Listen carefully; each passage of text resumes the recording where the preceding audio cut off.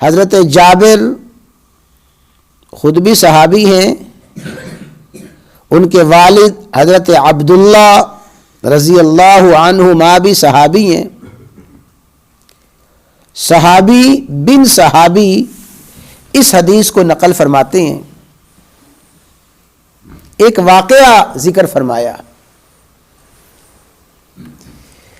کہ ایک انصاری صحابی رضی اللہ تعالی عنہ اپنے کھیت سے سارا دن کام کاج کر کے واپس لوٹے، اور حالت یہ تھی بنازحین، دو اونٹنیاں لیے ہوئے۔ نازح ایسی اونٹنی کو کہا جاتا ہے جس پہ کھیتی باڑی کا سامان لدا ہوا ہو، وہ کھیتی باڑی کے آلات بھی ہیں، اور جو باغ میں سے کھیت میں سے جو غلہ لیا وہ غلہ بھی۔ ایسی اونٹنیاں جن پہ کھیتی باڑی کا ساز و سامان لدا ہو، اس اونٹنی کو کہا جاتا ہے نازح، اور نازحین تسنیہ دو اونٹنیاں۔ تو صورتحال واضح ہوتی ہے کہ سارا دن کام کاج کیا تھا، کھیتی باڑی کی، اور شام کو اپنی اونٹنیوں پہ سارا ساز و سامان لاد کے تشریف لا رہے تھے۔ گزرتے گزرتے وقت جنح اللیل، رات کا طویل حصہ بیت چکا تھا، رات ہو چکی تھی۔ فوافق معاذ یصلی، اس انصاری صحابی نے، کاشتکار صحابی نے گزرتے گزرتے دیکھا حضرت معاذ رضی اللہ تعالیٰ عنہ نماز پڑھا رہے ہیں۔ جماعت ہو رہی تھی، اور دیگر احادیث میں اس کی تفصیلات ہیں، یعنی وضاحت ہے کہ وہ عشاء کی نماز تھی۔ عشاء کی نماز پڑھا رہے ہیں، یہ صحابی سارا دن کا تھکا ماندہ ساز و سامان لیے ہوئے جا رہے ہیں۔ تو جب معاذ رضی اللہ تعالیٰ عنہ کو دیکھا کہ انہوں نے، وہ معاذ کیا کر رہے ہیں جی؟ نماز پڑھا رہے ہیں۔ فَبَرَّكَ نَازِحَيْهِ، اپنی اونٹنیاں وہیں باندھی مسجد کے باہر۔ وَأَقْبَلَ إِلَى مَعَاذٍ، حضرت معاذ رضی اللہ تعالی عنہ کی اقتداء میں نماز شروع کر دی۔ ساری کی ساری جماعت ہو رہی تھی، تو یہ صحابی بھی جماعت میں شریک ہو گئے۔ فَقَرَأَ سُورَةُ الْبَقَرَةِ أَوِ النِّسَاءِ، حضرت معاذ رضی اللہ تعالیٰ عنہ نے سورۃ البقرہ یا سورۃ النساء شروع کر دی۔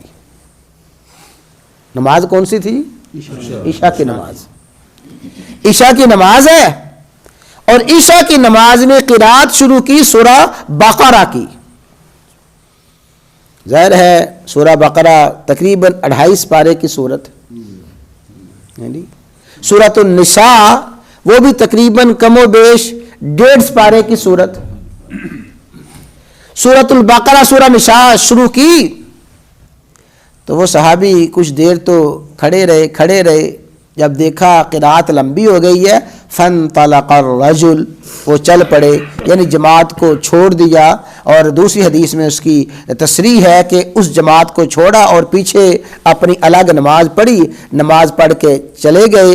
وَبَلَغَهُ، وہ صحابی یعنی حضرت جابر فرماتے ہیں، أَنَّ مَعَاذًا نَالَ مِنْهُ، حضرت معاذ رضی اللہ تعالیٰ عنہ نے اس صحابی کو ڈانٹ ڈپٹ کی۔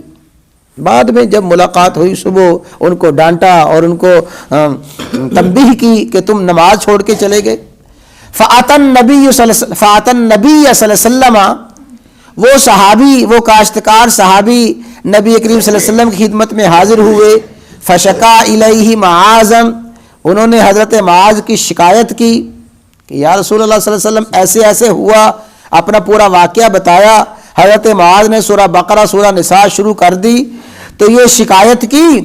فقال النبی صلی اللہ علیہ وسلم یا معاذ، نبی کریم صلی اللہ علیہ وسلم فرمایا اے معاذ، افتان انت، افتان 3 مرتبہ فرمایا، اے معاذ کیا تو لوگوں کو فتنے میں ڈالتا ہے؟ فتنے میں ڈالنے کا یہاں مطلب یہ ہے اے معاذ، اے منفر، کیا تو لوگوں کو بھگانا چاہتا ہے یا کیا تو لوگوں میں نفرت ڈالنا چاہتا ہے؟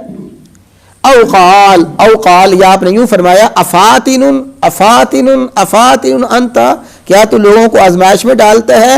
فلولا صلیتا، تو نے کیوں نہ پڑھا عشاء کی نماز میں سبح اسم ربک الاعلی، یہ سورت پڑھتا، والشمس وضحاها واللیل اذا یغشا، یہ صورتیں پڑھتا۔ اور دوسری حدیث میں آتا ہے کہ حضور نبی کریم علیہ الصلوۃ والسلام نے فرمایا وَأَمَرَهُ بِسُورَتَيْنِ، ان کو حکم دیا کہ دو صورتیں پڑھو، من اوسط المفصل، اوساط مفصل میں سے، اوساط مفصل میں سے عشاء کی نماز میں دو صورتیں پڑھ لو۔ اور یہاں فرمایا سبح اسم ربک الاعلی، اب اس کی تشریح عرض کرتے ہیں، سبح اسم ربک الاعلی پڑھ لیتے، واللیل اذا یغشا پڑھ لیتے، فإنه يصلي وراءك الكبير، اس لیے کہ تیرے پیچھے نماز پڑھنے والے کبیر، بوڑھے بھی ہیں، ضعیف اور کمزور بھی ہیں، وذو الحاجہ اور ضرورت مند لوگ بھی ہیں، وہ ضرورت مند تھا اور تھکے ماندے تھے، ضعیف تھکے ماندے لوگ، کمزور لوگ تیرے پیچھے ہیں، تو لہٰذا تجھے چاہیے تھا کہ تو یہ صورتیں پڑھتا۔